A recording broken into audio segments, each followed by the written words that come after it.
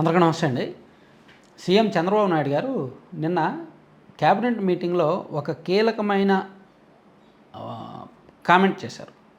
దాన్ని కొంచెం నిశితంగా పరిశీలిస్తే అంతర్జాతీయ స్థాయిలో కూడా ఇష్యూ జరిగే అవకాశం ఉంది.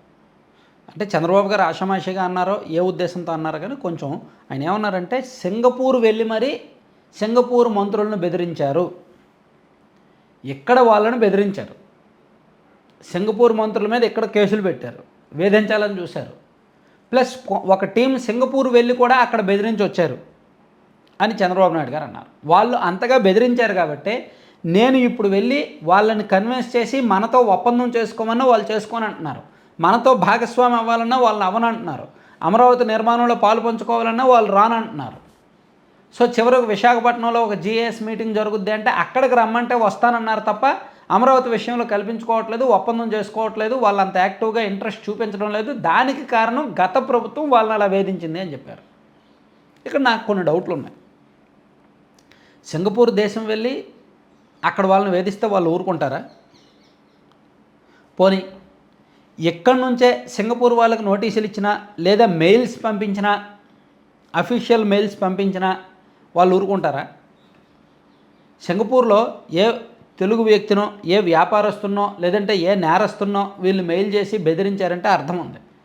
అక్కడ క్యాబినెట్లో ఉన్న మంత్రులకే వీళ్ళు ఇక్కడ నుంచి అఫీషియల్ మెయిల్స్ పంపించి ఇలా ఈ బెదిరింపులు ఇవన్నీ పాల్పడితే వాళ్ళు ఊరుకుంటారా?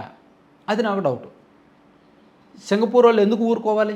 నిజంగా వాళ్ళు ఏమి తప్పు చేయనప్పుడు జగన్మోహన్ రెడ్డి గారి ప్రభుత్వం నుంచి వెళ్తున్నప్పుడు, మెయిల్స్ వెళ్తున్నప్పుడు, బెదిరింపు మెయిల్స్ వెళ్తున్నప్పుడు, లేదా ఒక టీం అక్కడికి వెళ్ళి వాళ్ళకి నోటీసులు ఇవ్వడానికి వెళ్తున్నప్పుడు వాళ్ళు ఎందుకు ఊరుకోకూడదు? వాళ్ళు ఎందుకు ఊరుకోవాలి? వాళ్ళ చట్ట ప్రకారం వాళ్ళు కూడా ఏంటి మమ్మల్ని బెదిరిస్తున్నారు, తప్పుంటే మీరే ఎంక్వైరీ చేసుకోండి, తప్పుంటే నిరూపించుకోండి, తప్పుంటే మేము అప్పుడు వచ్చి సమాధానం చెప్తామని వాళ్ళు సవాల్ చేయాలి. చేయలేదు. అటువంటి ఘటన అంటే అప్పట్లో ఆ వార్తలు ఏమీ రాలేదు, నాకు తెలిసైతే అప్పట్లో రాలేదు కదా. ఓన్లీ సింగపూర్ మంత్రి ఈశ్వరన్ అని ఒక ఆయన ఉన్నారు, అప్పట్లో 2016-17లో చంద్రబాబు గారిని కలవడానికి వచ్చారు.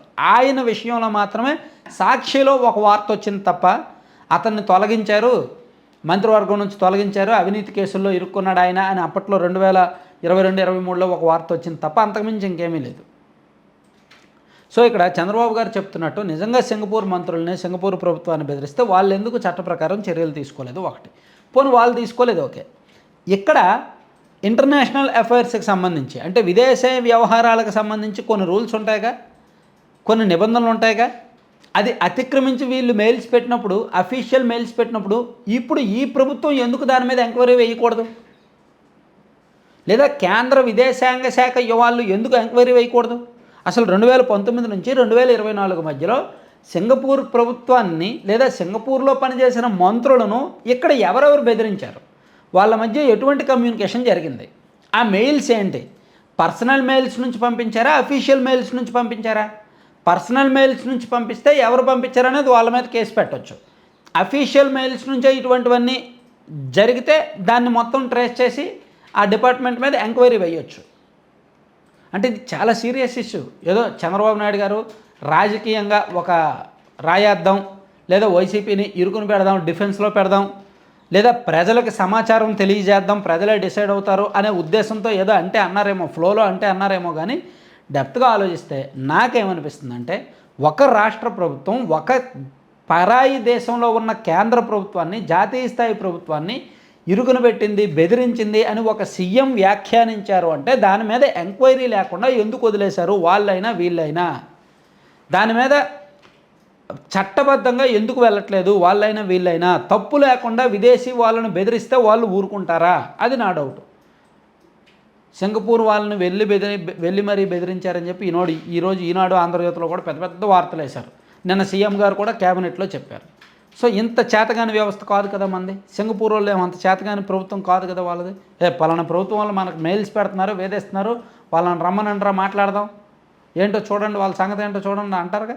చట్టపరంగా అయినా అక్కడ వ్యవస్థలు చాలా బలంగా ఉంటాయిగా. సో నా ఉద్దేశం ఏంటంటే చంద్రబాబు నాయుడు గారు వెళ్ళారు, అక్కడ సంథింగ్ వాళ్ళేమో నో చెప్పుంటారు, లేదంటే గత ప్రభుత్వంలో ఇలా ఇబ్బంది పడ్డాము కాబట్టి మేము రాము అని చెప్పుంటారు.